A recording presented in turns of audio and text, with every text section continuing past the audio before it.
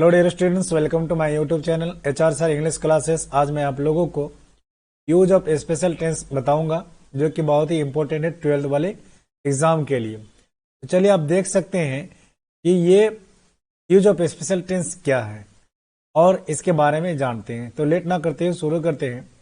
तो हमारा पहला पॉइंट है is, am, are, was, were. ये है क्या? आपका हेल्पिंग वर्ब है और आपको ये पता है इज, एम, आर आपका प्रेजेंट है और वॉज वेयर क्या है? आपका पास्ट है। अगर वॉज वेयर के बाद जब भी कोई क्रिया आए, क्रिया मतलब वर्ब चाहे एक्शन हो, उसको हम क्या बोलते हैं? एक्शन को वर्ब बोलते हैं।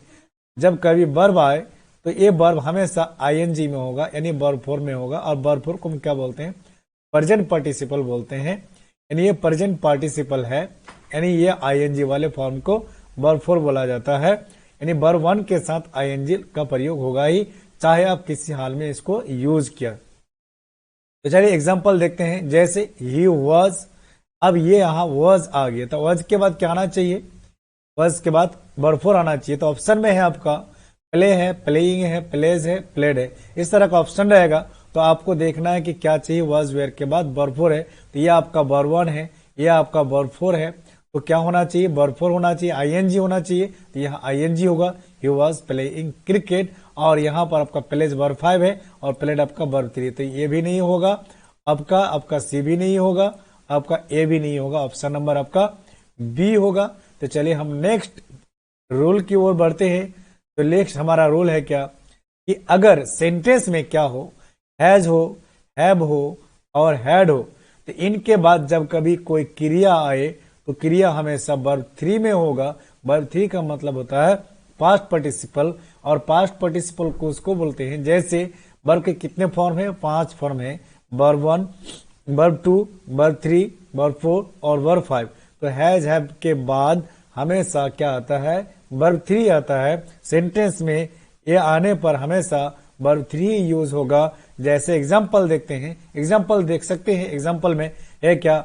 I have. और आपको पता है कि सर हैज किसके साथ लगेगा और हैव किसके साथ लगेगा और हैड किसके साथ लगेगा।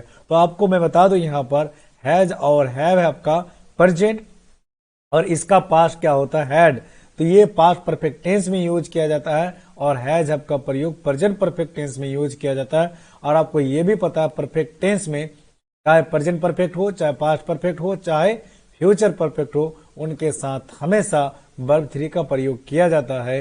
तो हैज का प्रयोग singular number third person he, she, it, any name के साथ किया जाता है और हैव का प्रयोग प्लूरल के साथ और सिंगुलर फर्स्ट पर्सन आई के साथ भी हैव का प्रयोग किया जाता है। और हैड का प्रयोग जो किया जाता है वो सिंगुलर और प्लूरल दोनों के साथ किया जाता है पास्ट टेंस के लिए। चलिए एग्जांपल लेते हैं।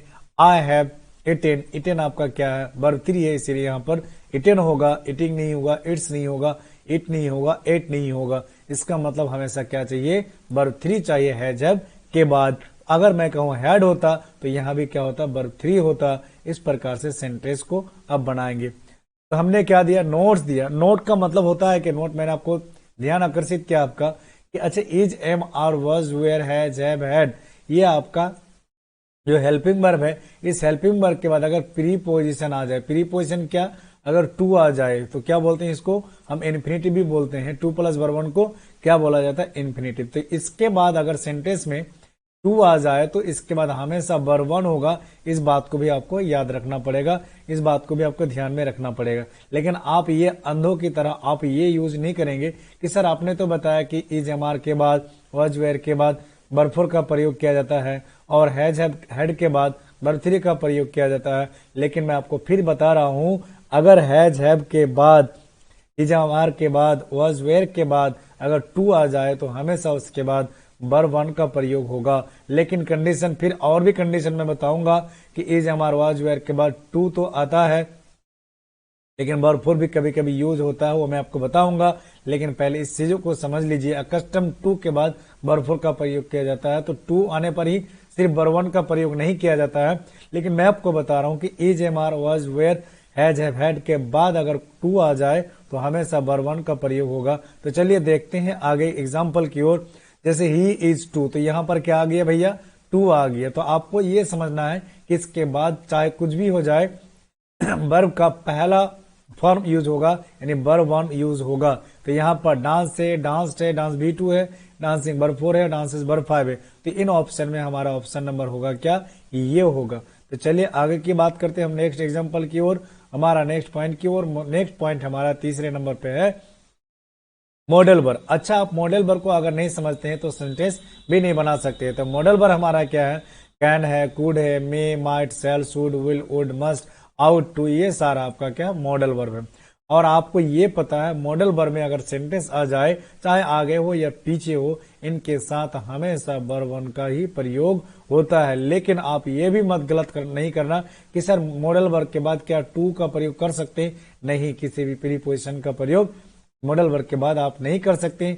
डायरेक्टली आप वर्ब 1 का प्रयोग करेंगे, वर्ब का पहला रूप यूज करेंगे, वर्ब का पहला फॉर्म यूज करेंगे। अब यहाँ ही कैन, अब अगर ऑप्शन में दिया जाए तो ऑप्शन में मैं आपको दे चुका हूं कि ऑप्शन में क्या होगा।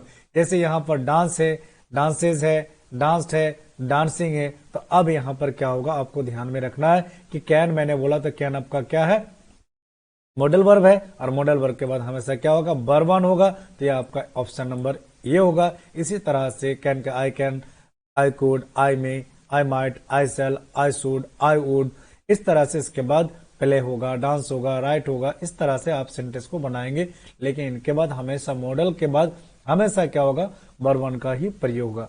अब बात करते हैं हम आगे की ओर। मॉडल वर्ब के बाद क्या आ जाए, हैव आ जाए। अगर आप मॉडल वर्ब के बाद यानी can, could, may, might, shall, should के बाद अगर हैव आप यूज करते हैं तो हमेशा इसके बाद क्या होगा, वर्ब 3 होगा। अगर हैव का प्रयोग नहीं होता तो वर्ब 1 का प्रयोग होता। इसी तरह से आपको इस चीजों को दिमाग में रखना है कि मॉडल वर्ब के बाद हमेशा हैव का प्रयोग हो, अगर हैव का प्रयोग करते हैं तो हमेशा क्या होगा, वर्ब 3 का प्रयोग आपको करना पड़ेगा। तो चलिए एग्जांपल लेते हैं, तभी आपको समझ में आएगा। यह आपका कुड क्या है, आपका मॉडल वर्ब है, और मॉडल वर्ब के बाद क्या यूज किया हमने, हैव का प्रयोग किया। और जब हैव होगा तो इसके साथ क्या होगा, वर्ब 3 होगा। जैसे देखते हैं ऑप्शन में सिंग, सैंग, सिंगिंग, सिंग्स। तो आपका यहां पर क्या होगा, सिंग, सैंग, सैंग, इसमें से कोई भी ऑप्शन नहीं है तो आपको यूज करना पड़ेगा संग, SUNG, संग होता है, यह आपका वर्ब 3 होता है। तो हमेशा आपको ये देखना पड़ेगा कि आपको क्या यूज करना है, संग यूज करना है, यानी वर्ब 3 का प्रयोग करना है। तो ही कुड हैव संग, वह गाया करता था। इस तरह से सेंटेंस को बनाएंगे। और भी चलिए नेक्स्ट पॉइंट की ओर बढ़ते हैं। हमारा नेक्स्ट पॉइंट क्या है, और ऑप्शन भी देखेंगे। यदि सेंटेंस में क्या रहे, डू, डज, डीड अगर रहे, चाहे किसी भी हाल में, चाहे नेगेटिव में हो चाहे पॉजिटिव में हो, तो आपको हमेशा इनके साथ वर्ब 1 का प्रयोग करना पड़ेगा।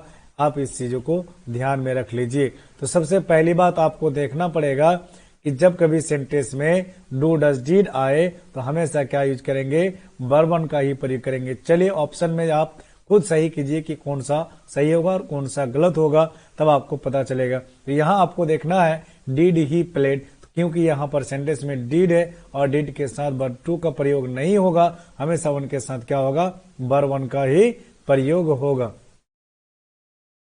अब बात करते हैं, यहां देखिए बी नंबर ऑप्शन में डिड ही प्ले। तो ये आपको क्या लग रहा है, सही लग रहा है, क्योंकि डिड के साथ क्या होता है, वर्ब 1 होता है, इसीलिए यहां पर did he play option number आपका बी होगा। और डिड ही प्लेइंग, तो डिड के साथ वर्ब 4 का प्रयोग नहीं होगा। डिड ही प्लेज, इसके साथ भी आपका प्लेज का वर्ब 5 हुआ, तो यहाँ डिड के साथ वर्ब 5 का प्रयोग नहीं होगा। तो चलिए और भी एक एग्जाम्पल लेते हैं ताकि आपको ज्यादा से ज्यादा समझ में आए।